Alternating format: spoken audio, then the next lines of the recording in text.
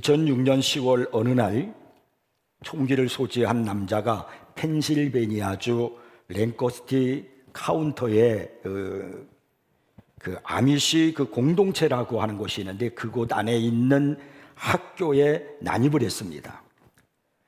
그래서 그곳에서 7살부터 13살 사이의 어린 나이 10명에게 막 총을 쏘아대기 시작했습니다. 그래가지고 5명의 어린아이들이 생명을 잃었고 그리고 스스로 목숨을 끊었습니다. 이 범인이 절명한 지 몇 시간이 지나지 않아서 이 아미시 공동체 식구들이 이 살인범의 부모를 이제 찾아가서 아픔을 위로하고 그 가족이 앞으로 마주할 힘겨울 날들을 잘 견디도록 돕겠다고 이렇게 약속을 했습니다. 그리고 며칠 뒤 그 총격 살인범의 그 장례식을 치르던 날에 살인범의 젊은 아내와 그리고 세 자녀들이 있었는데 그들이 장례식을 치르면서 깜짝 놀랐습니다. 장례식에 참석한 사람들의 절반 이상이 바로 이 아미시 공동체 사람들이었습니다. 그들이 누구냐면 그 아미시 공동체 안에 학교에 들어와서 거기에서 총격을 난사했기 때문에 그 아미시 공동체의 사람들의 자녀들이 죽은 거예요. 자녀들이 총을 맞고 부상을 입고 한 것입니다. 그들은 자기네 자녀들의 그 생명을 잃었음에도 불구하고 한마디 원망도 없이 다들 살인범의 가족을 오히려 위로하고 격려했다는 겁니다. 아미시 공동체가 총격 살인범과 그 가족에게 보여준 그 용서와 사랑은 온 나라에 다 화제가 되었습니다. 이 아미시 식구들은 고난을 당하는 모습은 그들이 가진 신앙의 진리와 그들이 믿는 하나님의 은혜 그리고 영광을 생생하게 전하는 강력한 증언이 되었던 것입니다. 성경에 보면 이 아미시 공동체 사람들처럼 살인범을 향해서 용서와 평강을 잃지 않고 죽음을 맞이했던 사람이 나옵니다. 바로 스데반입니다. 스데반은 초대교회의 첫 번째 순교자로서 대중들에게 복음을 선포했다는 이유로 돌에 맞아서 숨졌습니다. 삶과 죽음이 갈리는 그 신문의 자리에서 겁에 질린 기색이 전혀 보이지 아니하고 오히려 그의 얼굴에서는 광채가 났습니다. 그 사실을 성경 사도행전 6장 15절에서 이렇게 말씀합니다. 주목하여 보니 그 얼굴이 천사의 얼굴과 같더라. 지금 자기가 복음을 전하고 있을 때 사람들이 자기를 향해서 죽이려고 돌을 던지고 있는 그 순간에도 오히려 그의 얼굴은 천사의 얼굴과 같았다는 겁니다. 그 순간에 그가 마지막 하나님 앞에 기도를 하는데 빗발치는 돌멩이에 깔려 죽으면서도 이렇게 큰 소리로 기도합니다. 주여 이 죄를 그들에게 돌리지 마옵소서. 다소 출신의 젊은 학자 사울은 처음부터 끝까지 그 현장을 다 지켜보았습니다. 그리고 얼마 뒤 다메섹에 살고 있는 그리스도인들을 잡아다가 감옥에 가두고 교회를 탄압하려고 그리고 그 다메섹으로 가고 있다가 그 가는 도중에 예수 그리스도를 만나게 되었습니다. 그 예수님께서 이 사람에게 사울에게 이렇게 말하죠. 사울아 사울아 내가 어찌하여 나를 받게 하느냐. 가시채를 깃발질하기가 내게 고생이니라. 이 가시채라고 하는 것은 가축들을 올바른 길로 몰 때 쓰는 끝이 뾰족하고 가느다란 막대기를 말합니다. 예수님을 비록 사울이 잔뜩 분이 차서 초대교회를 박해하고 있었지만은 그의 내면 깊은 곳에서는 진리를 향한 그 갈구가 자리하고 있음을 지적하고 있는 겁니다. 스데반이 죽어가면서 보여준 도무지 설명되지 않는 그에서 나오는 기쁨과 평안, 절망이라고 하는 것은 조금도 깃들이지 않는 그런 모습이 이 사울의 마음에는 그것이 바로 가시채였던 겁니다. 아니 어떻게 스데반이 그토록 평안할 수 있었을까? 어떻게 하나님 앞에서 올바른 길을 가고 있다는 확신을 갖고 있었을까? 어떻게 자신을 죽이려고 들고 있는 저들을 돌을 들어서 자기를 향해 던지고 있는 그들을 용서할 수 있었을까? 아무리 생각해봐도 이해할 수 없는 일이었어요. 바로 이 점이 사울의 그 마음을 막 흔들고 있었던 겁니다. 이렇게 오히려 고난 속에서 그 고난을 견디고 오히려 평안한 마음을 갖고 사랑을 보여주었던 그 아미시 공동체나 그 스데반의 모습은 사람들에게 감동을 주고 오히려 그들을 변화시키는 일을 만들어냈다는 겁니다. 여러분, 이것이 바로 우리 그리스도인들의 참 신앙의 모습이 아니겠습니까? 근데 오늘 본문에 보면은 정반대의 삶을 살 사람이 나옵니다. 그는 38년 된 병자였는데 그의 마음속에는 온통 불평과 남을 탓하는 그런 생각으로 가득 차 있었습니다. 예수님께서 그 사람의 질병을 고쳐주셨습니다. 육체적인 질병만이 아니라 마음의 병까지도 고쳐주시고 그의 생각도 고쳐주셨습니다. 성경은 오늘 본문은 이 사건을 통해서 불합리하고 불공정한 시대 속에서 살아가는 우리 그리스도인들은 어떻게 믿음의 자세로 살아갈 것인가 하는 것을 우리에게 말씀해 주고 있는 겁니다. 정말 우리가 살고 있는 이 시대는 얼마나 불합리하고 불공정합니까? 이런 시대 속에서 우리가 어떻게 믿음으로 살 것인가 하는 것, 신앙의 사람으로서 살아가야 하는 모습이 무엇인가 하는 것을 오늘 성경이 우리에게 들려주고 있는 겁니다. 먼저 첫째로 베데스다의 현실을 보라는 겁니다. 자, 그것이 바로 오늘 본문 2절부터 4절까지 나타나 있는데 한번 제가 읽어보겠습니다. 예루살렘에 있는 양문 곁에 시브리 말로 베데스다라 하는 못이 있는데 거기 행강 5이 있고 그 안에 많은 병자, 특히 어떤 병자가 있는가에 대해서 여러분 주목하셔서 보셔야 됩니다. 맹인, 다리 저는 사람, 혈기 마른 사람들이 누워 물의 움직임을 기다리는 이는 천사가 가끔 못에 내려와 물을 움직이게 하는데 움직인 후에 먼저 들어가는 자는 어떤 병에 걸렸든지 낫게 되밀어라. 이 말씀은 오늘 우리 시대의 모습을 그대로 보여주고 있는 겁니다. 그것이 바로 뭐냐면 불합리함과 불공정의 모습입니다. 이 베데스다라는 말은 자비의 집이라는 뜻이거든요. 그런데 그 자비의 집에는 전혀 자비가 없었습니다. 그 연못은 언제인지 모르지만 천사가 가끔 내려와서 물을 막 이렇게 움직이게 하는데 그때 먼저 들어가는 자는 어떤 병에 걸렸든지 낫게 된다는 그런 소문이 전설이 내려오고 있었어요. 그래서 전국에서 많은 병자들이 그곳에 모여들고 있었던 겁니다. 이 베데스다 연못가에 올 성경이 특별히 지목하고 있는 사람, 맹인, 다리 저는 사람, 혈기 마른 사람들은 이 연못에서 일어나는 기적을 가장 또 필요로 하는 사람들을 말합니다. 그러나 그들은 가장 도움을 적게 받고 반면에 가장 적게 도움을 필요로 하는 사람들에게는 오히려 더 많은 혜택을 받고 있다는 겁니다. 보다 적은 병을 갖고 더 건강하게 살아가는 사람이 누구보다 더 빨리 연못에 들어갈 수가 있으니까 가장 많은 혜택을 보게 되는 거예요. 얼마나 불공정합니까? 불합리하잖아요. 우리는 이러한 현실을 38년 된 병자의 말을 통해서 더 잘 알 수 있습니다. 예수님께서 그의 병이 오랜 줄 아시고 그에게 내가 낫고자 하느냐 이렇게 물었을 때 그가 이렇게 대답을 합니다. 주여, 물이 움직일 때에 나를 못에 넣어주는 사람이 없어 내가 가는 동안에 다른 사람이 먼저 내려가나이다.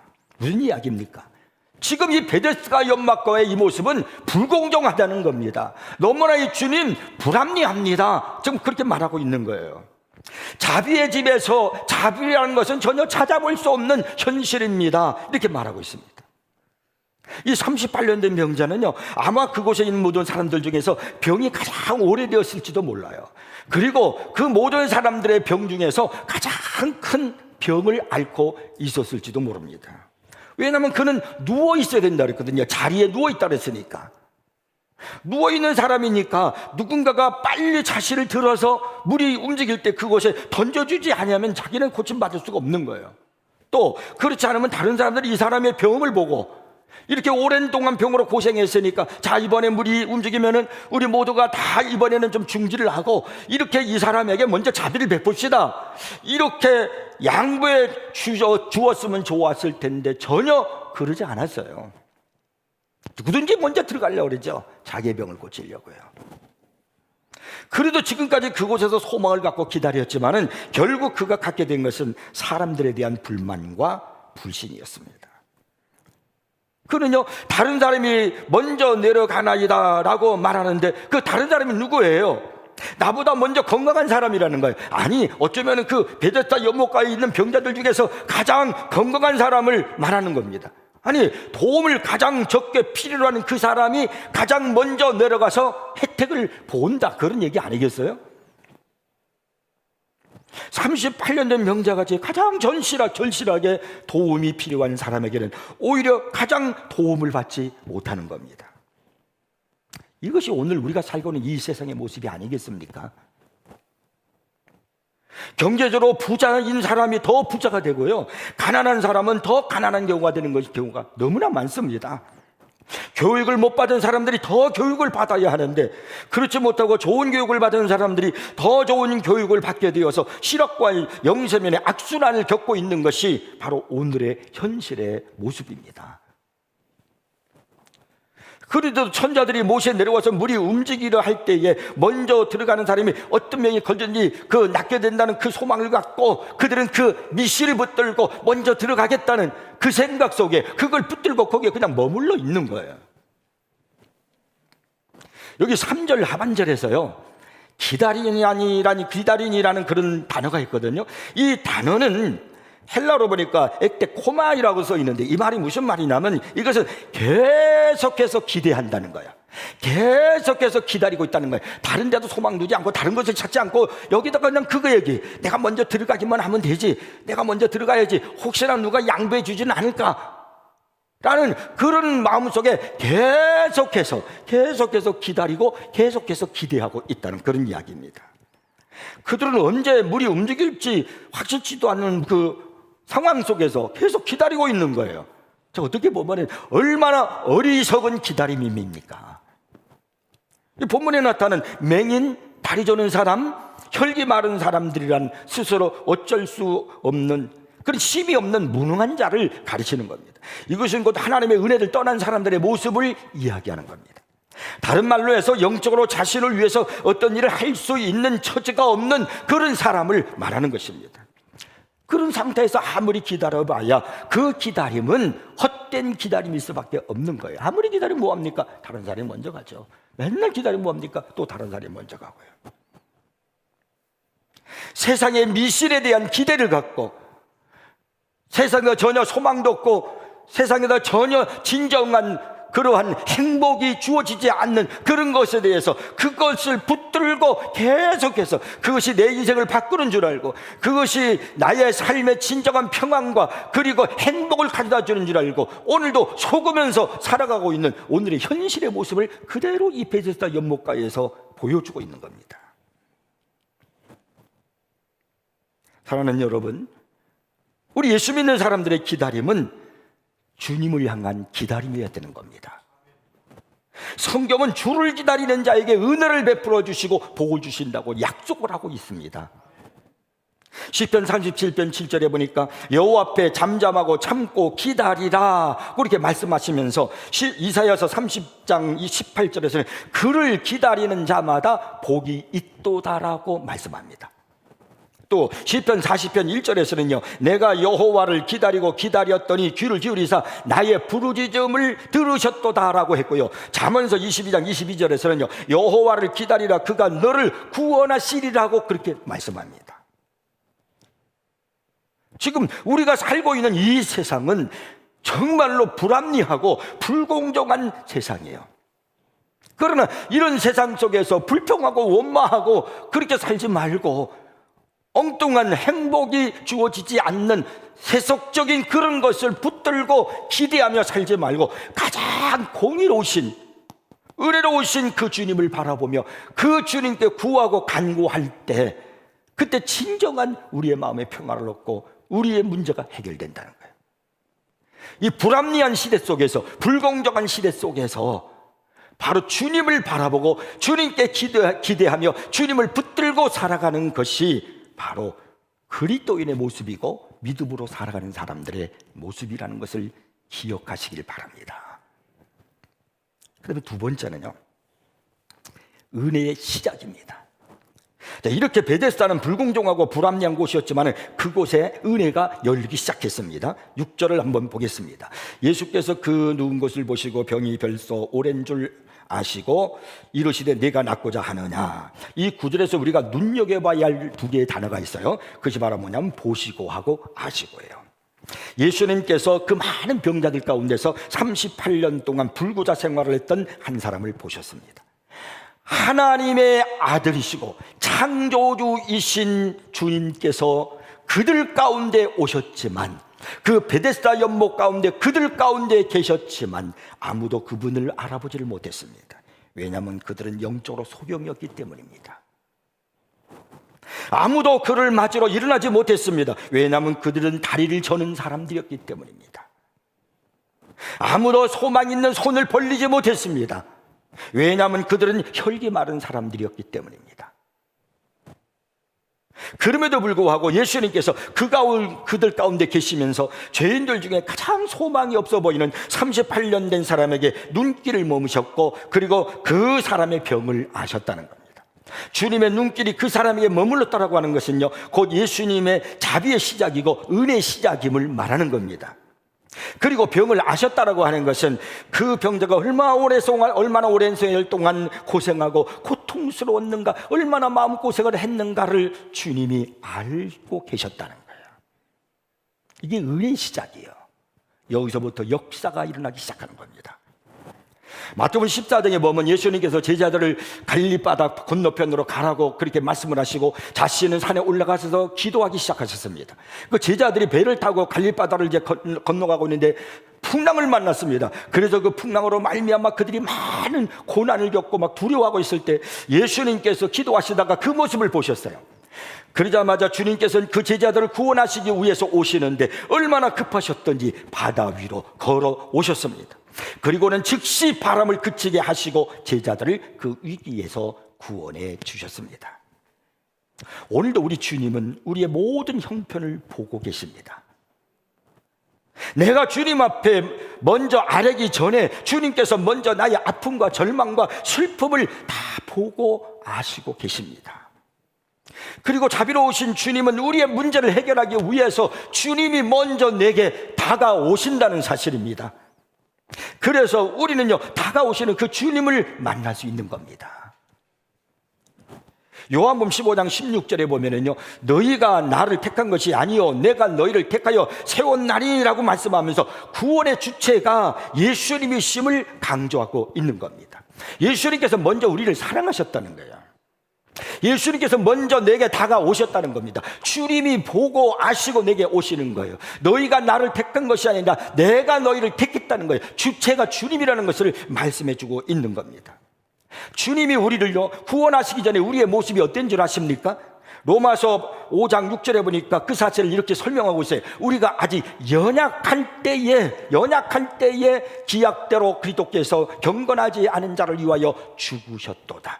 여기 연약할 때라는 말은 도우실 리가 전혀 없는 상태, 힘이 전혀 없는 상태, 바로 그것이 우리가 구원받기 전의 모습이라는 거예요. 그런 상태에 있을 때 주님이 먼저 내게 오셔서 나를 구원해 주신 거예요. 유명한 성경 교사였던 아이언 사이드는요, 이 대목을 설명하면서 그의 주석에서 자기가 초기 목회 시기에 있었던 한 일화를 이제 말하고 있습니다. 그는 워싱턴의 생일이면요 주일학교 어린아이를 데리고 해변가로 야외를 나가곤 했습니다.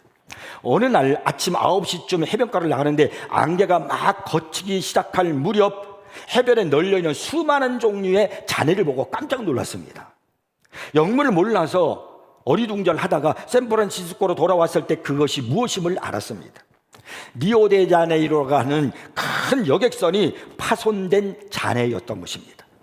이 배는 중국으로부터 귀향하는 도중에 짙은 안개 속에서 그 샌프란시스코 항구에 정박하려다가 뜻밖의 암초에 부딪혀가지고요 산산조각 나면서 침몰하고 말았어요. 수백 명이 익사를 했고요 단 몇몇 사람들만 겨우 구조되었습니다. 근데 그 다음날 아침에 신문 기사에 이런 글이 실렸습니다. 구조된 사람들 중에는 한 젊은 미국인 저널리스트가 있었다. 그는 두 다리가 부러졌으며 그런 상태에서 물속에 떨어졌다. 그는 의식을 잃고 있었지만 물속에 들어가자마자 의식을 되찾은 그는 물을 먹지 않으려고 애썼다. 몇 시간 동안 물 위에 떠 있었다. 결국 완전히 기진맥진한 그 사람은 구조되어 의해서 구조되었다. 이 아이언사이드 목사님이 이 신문 기사를 읽었을 때 이 이야기 속에서 죄인을 향한 하나님의 은혜를 이보다 더 잘 드러내는 그런 모습은 없었을 것이다 라고 하면서 그가 생각했다는 겁니다. 물속에서 건져지기 전에 여러 시간 동안 그 헤엄을 쳤던 강하고 튼튼한 사람들이 많이 있었지만은 그들 모두는 다 익사했다는 거예요. 그러나 이 사람은 헤엄칠 줄 몰랐습니다. 두 다리가 부러졌습니다. 아무런 힘도 없었습니다. 그런데 그 사람은 구조되었습니다.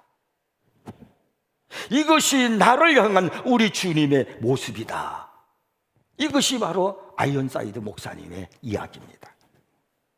내가 그런 상태였는데 주님이 먼저 나를 아시고 구원해 주셨다는 거예요. 한 작은 소년이 있었습니다. 어떤 사람이 그에게 너는 예수님을 찾았니? 이렇게 물어봤어요. 그랬더니 그 소년이 그 사람을 쳐다보면서 아저씨, 제가 예수님을 잃어버렸었나요? 그것은 잘 모르겠습니다. 그러나 나는 내가 존재하고 있다는 사실과 오히려 예수님께서 나를 찾으셨다는 것은 알고 있습니다 라고 이렇게 대답했다는 겁니다. 예수님께서 누가복음 19장 10절에서 인자가 온 것은 잃어버린 자를 찾아 구원하려 함이니라고 말씀하셨습니다.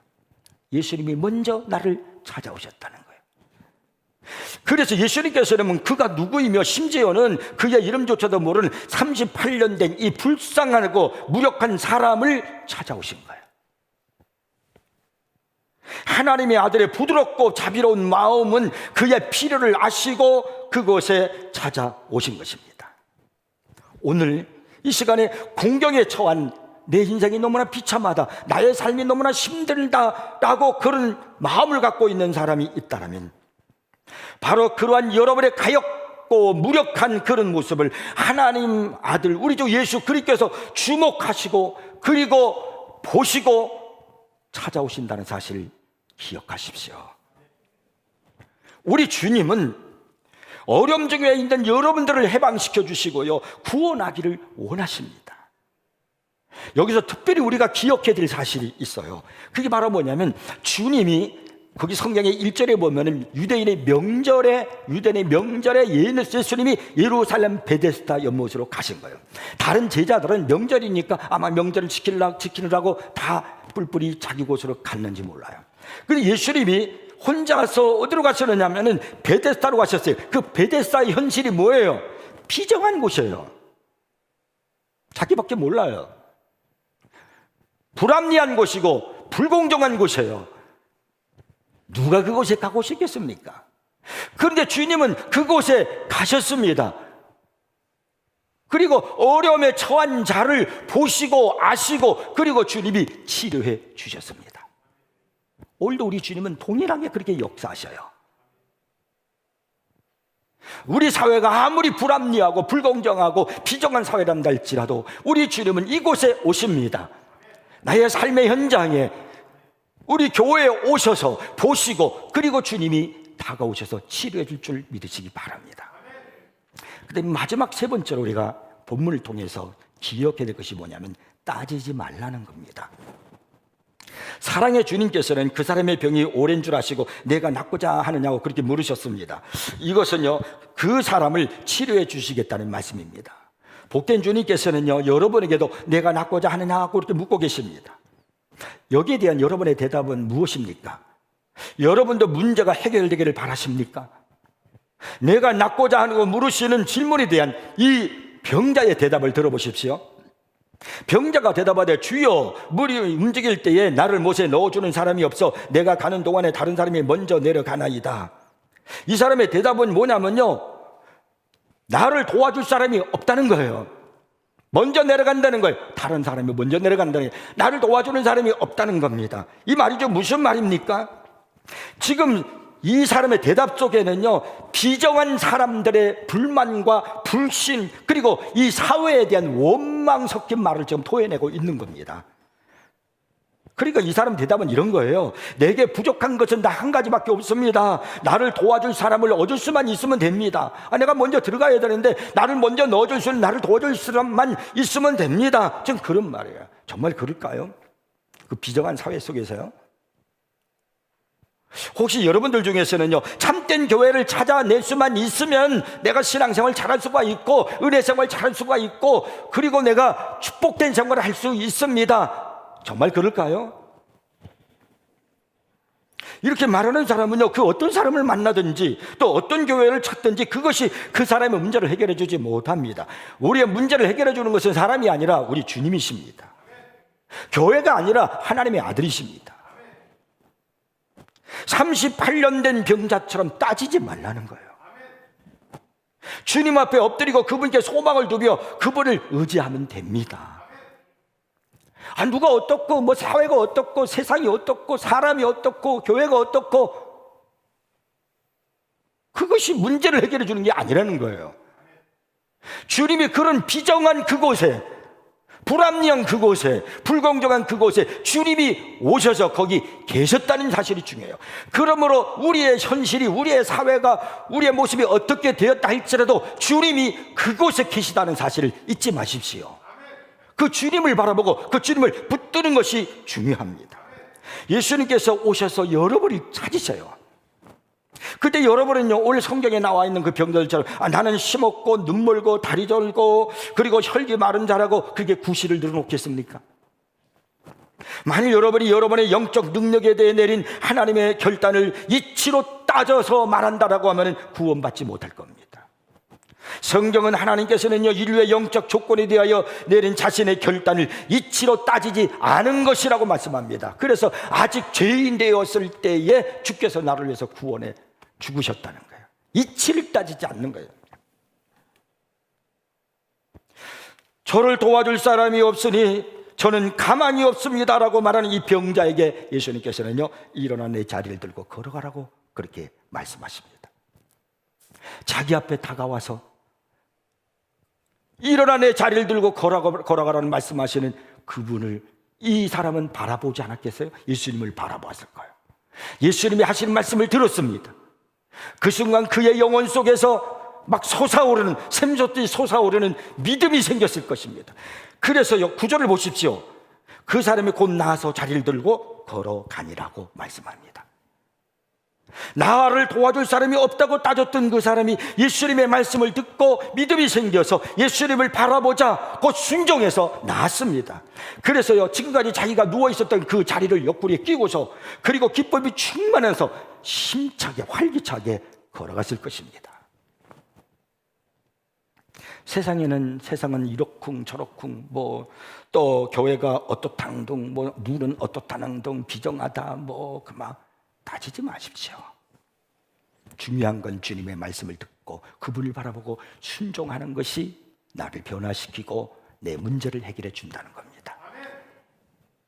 여기 구절을 보면 재밌어요. 어떻게 끝나냐면 이날은 안식일이니 하고 끝나요. 뭔가 여운을 주고 있는 말씀 같지 않습니까?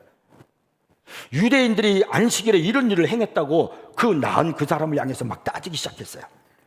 고침을 받은 그 사람이 기뻐하면서 아이고 보게나 우리는 자네가 여러 해 동안 거기에 누워 고생하는 것을 보았는데 이제 나았으니 감사하기 이를 데가 없네, 이랬으면 얼마나 좋겠어요. 그러나 그들은 그렇게 하지 않았어요. 내가 안식일에 내 자리를 옮기는 것은 안식일을 범하는 거야, 그러면서 막 그를 따지기 시작했어요. 비판하기 시작했어요. 창자였던 자기 동생이 집으로 돌아와 용서를 받았을 때 집 안으로 들어오지 않으랬던 형과 같은 율법자들의 모습입니다. 그들은 다 따지기를 좋아하는 사람들이에요. 신앙생활할 때 따지지 마십시오. 그것은 은혜 받은 자의 모습이 아닙니다. 따지기를 좋아하는 사람은요, 바리새인들이 하는 겁니다. 유대인들이 누가 너를 안식일에 이런 짐을 들고 다니게 했느냐 하면서 막 따졌을 때 이 38년 된 병자가 이렇게 말합니다. 짐이라고요? 지금 자기가 누웠던 그 짐을 옆구리에 끼고 갔단 말이에요. 그걸 짐이라고요? 이것 보십시오. 이것은 결코 짐이 아닙니다. 이것을 나르는 것은 기쁨입니다. 그럴 수밖에요.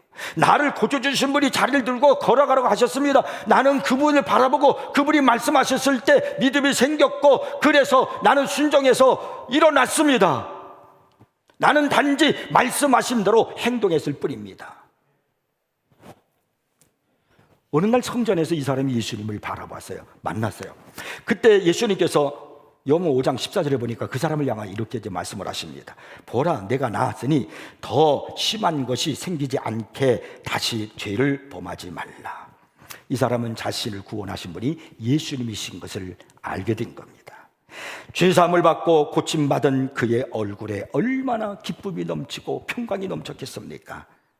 그는 사람들에게 나를 고쳐주신 분은, 내 죄를 사해 주신 분은 예수님이라고 나가서 그가 천사의 얼굴을 했던 바로 그 스데반처럼 전하기 시작했어요. 그것이 바로 요한복음 5장 15절에 나와 있어요. 그 사람이 유대인들에게 가서 자기를 고친 이는 예수라 하니라. 이제 그의 모습이 아미시 공동체의 사람들처럼요, 스데반의 얼굴과 같은 모습을 하고 있는 거예요. 지금까지 원망하고 불평하고 따지면서 살아왔을 때는 얼굴이 얼마나 힘들었겠습니까? 병자의 모습 그대로였어요. 그러나 주님을 바라보고 주님의 말씀을 듣고 순종하고 난 다음에, 자신의 죄가 사함을 받고 난 다음에 그의 모습은 스데반의 얼굴이었어요. 평강의 모습이었어요. 그의 매일매일의 나날이 얼마나 기뻤겠습니까? 17세기 영국의 윌리엄 비버리지는요, 이렇게 썼습니다. 내가 기도하더라도 죄를 짓습니다. 설교하더라도 죄를 짓습니다. 목회를 하며 거룩한 성례를 집행하더라도 죄를 짓습니다.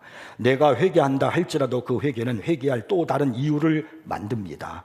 내가 흘린 눈물은 그리스도의 피로 씻어질 것을 요구합니다. 그렇지요.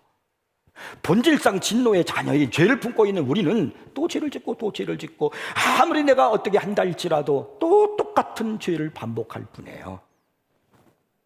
우리는 어떤 노력으로도 인간의 방법으로는 해결할 수가 없습니다. 우리 인생의 열쇠는 예수 그리스도 그분밖에 없습니다.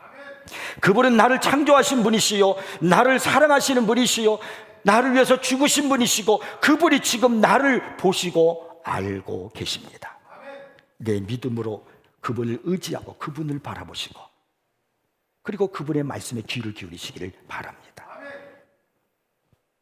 베데스다 연못가에 비정한 사람들이 모여있는 그곳, 병자들로 득실거리는 그곳, 불합리하고 불공정이 가득 찬 그곳에 예수님이 가셔서 은혜를 베풀어 주셨다면, 오늘 우리들에게도, 우리 이 사회에, 그리고 이 재단에 하나님의 은혜가 열려지기 시작할 줄로 믿으시기 바랍니다. 이제 주님을 바라보고 그분을 붙들고요, 그리고 믿음으로 살아가는 것이 불합리한 이 세상 속에서, 불공정한 이 세상 속에서 살아가는 참 그리스도인의 자세라는 사실을 믿으시기 바랍니다. 기도하겠습니다.